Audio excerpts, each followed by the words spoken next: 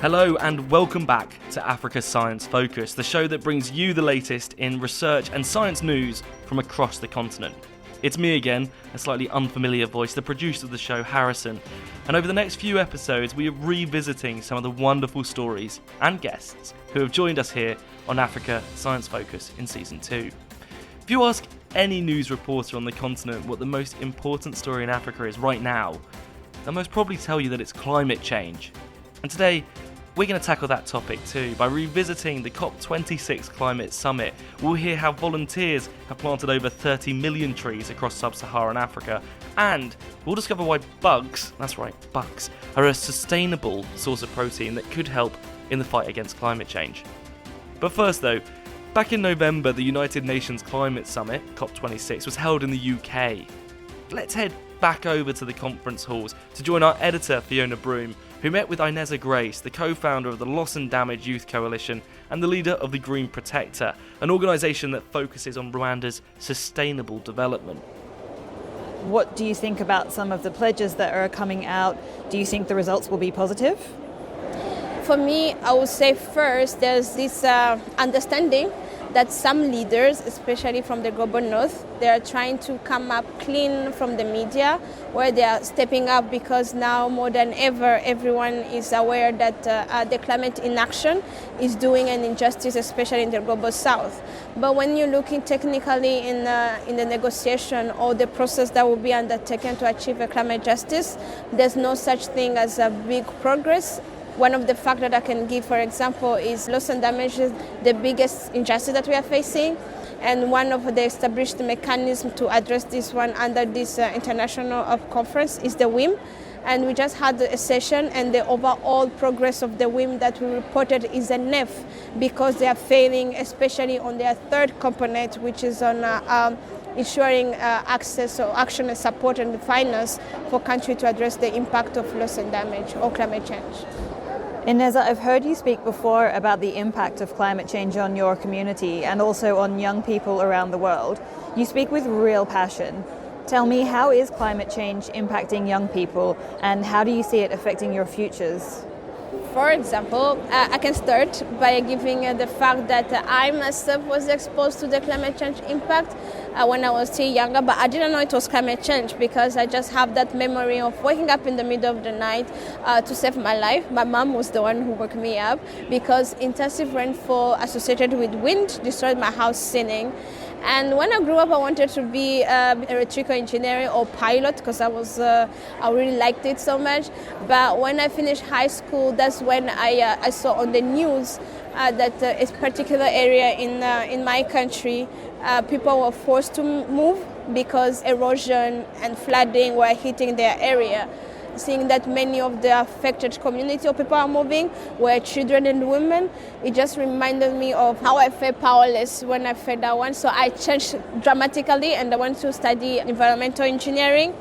So loss and damage for me is something that is costing my future. For example, my country is a least developed country and we are doing very little contribution in the greenhouse gas emission.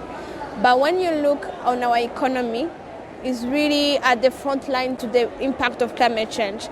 Our country lost more than 4,000 hectares of land. This is cropland where people cultivated to have food for their household or for their socio-economic development.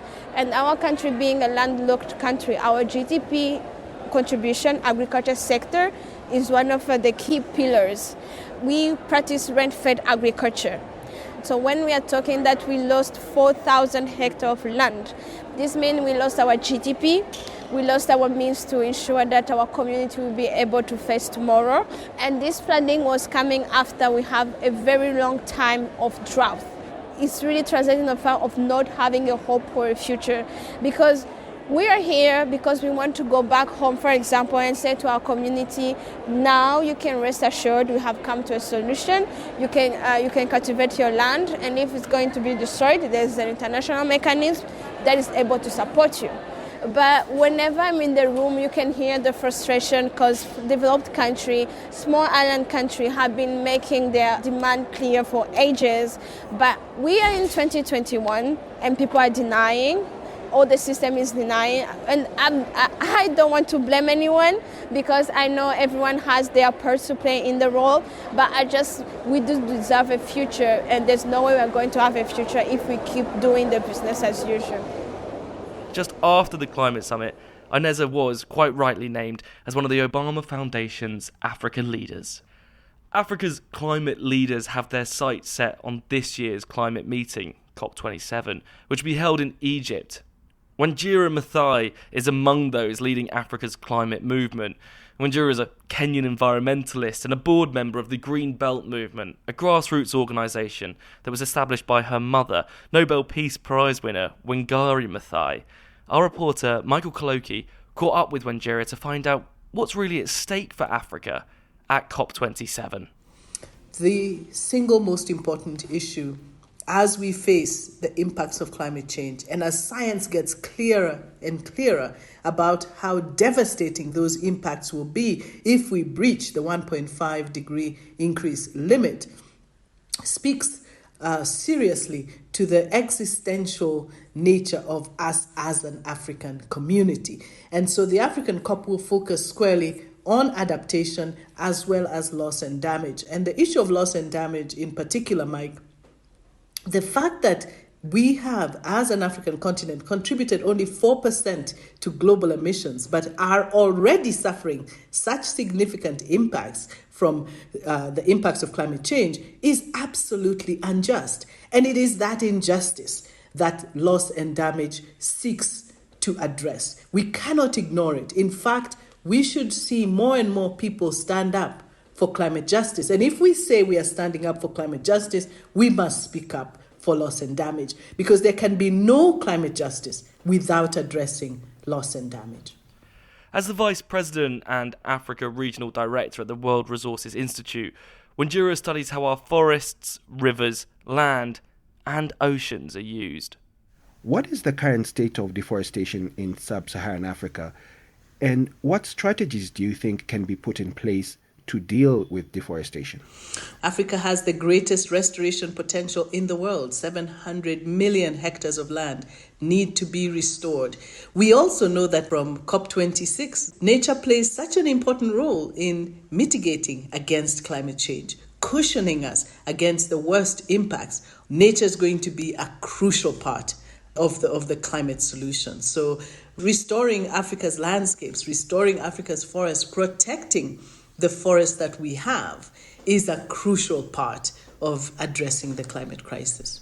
Now, there has been a debate here in Kenya over the years where in some regions, such as in parts of the east, some community members have said that they need to cut down the trees in their forests because the trees are their only source of livelihood. They need the trees for firewood and they need to sell the wood to make some money. Yet there have been calls from other quarters for them not to cut down the trees. Would you, in this case, understand the concerns of the communities in regards to their economic livelihood? The truth of the matter is, it isn't the case that they need to cut the forest. It's because we haven't, as a government, as a country, prioritized access to energy for these communities. Therefore, yes, I would definitely, in their situations, do the same thing. But we have to prioritize the fact that those forests play a role that nothing else can play. And so, as a country, prioritize protecting those forests even as we invest in alternative sources of energy. It is also very true that cooking with biomass kills. That's another thing that we also have to protect our people against. It is the fourth, I think, leading cause of death in the world. And we are losing millions of people every year, thousands in Kenya alone, due to indoor air pollution complications. We've got to find a way for clean cooking to be a priority as well. And so it's not really so much about cutting the trees, it's about addressing energy access as a matter of priority this decade. Our food systems are being deeply affected by the changing climate. So food and agricultural scientists are looking for innovative ways to produce the food that Africa really needs in a more sustainable way. Earlier in the season, Michael spoke with Esther Ngumbi, assistant professor of entomology at the University of Illinois Urbana-Champaign, who believes that insects could be a tasty way to feed communities without affecting the climate. Esther, at the moment, eating insects would be a strange concept for many communities in Sub-Saharan Africa. Do you have a strategy to encourage people to accept insects as part of their diet? So that's a good question. And I actually want to say eating insects is not a strange concept.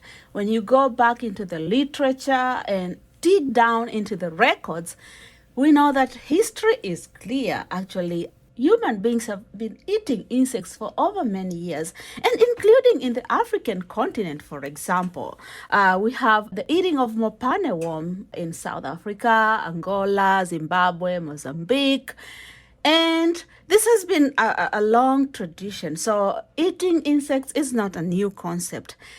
And I can imagine, so I think, grabbing a grasshopper and putting it into your mouth. Whoa.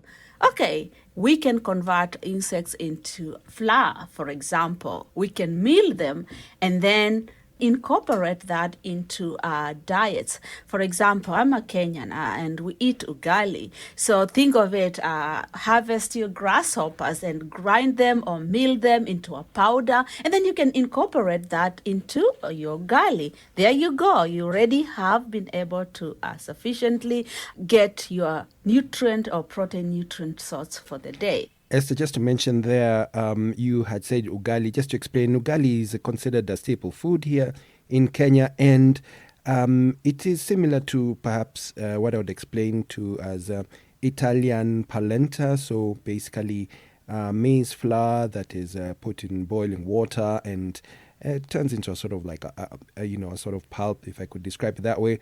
It's also known as sima in Tanzania and nsima in Southern Africa. So there are many, many creative and innovative ways of packaging insects so that we are able to get over that concept of eating a grasshopper, eating a caterpillar, eating a cricket. And so there are many ways, and I'm grateful because science and through collaborations between scientists, chefs, and many other people in the culinary world, we are finding creative ways to package insects. Think of baking, for example. Think of your wonderful muffin in the morning, your cookie, your maamri, whatever delicacy or food you enjoy during the day, you can incorporate insects into that. And people even won't see it. And so that's what you can't see, yet it's healthy for you. Then I think we can be able to get to many people and convince people to incorporate insects as part of their diets. Just to ask Esther, do you have a favorite recipe for eating insects? My favorite is when they are fried, crispy, they are crunchy, and of course, they're really delicious. So I think I've eaten stir-fried crickets that were combined with bell peppers, with onions, and it was yum. Of course, I've also been to South Africa and actually really enjoyed just the serving of the mopane worm with, again, sima, I believe, or ugali, or however they call it in South Africa. And of course, I've also enjoyed stir-fried mealworms as again. They're crunchy, they're yum, and they're interesting. So I have many favorite insect recipes that I've tried and loved. I keep an open mind and I keep trying them as they are shared out there. Maybe you too can keep an open mind and give insects an actual try the next time you see them in the store or at the market. That's it for this week. To listen to the full interviews of those amazing scientists featured in today's show, you can search for Africa Science Focus wherever you get your podcasts, or head to SciDevNet's website at www.scidev.net. Africa Science Focus is produced by SciDevNet and distributed in association with your local radio station. Today's editor was the lovely Fiona Broom, with reporting from the fantastic Michael Clokey. I'm Harrison Lewis. Thanks for listening, and until next time, goodbye.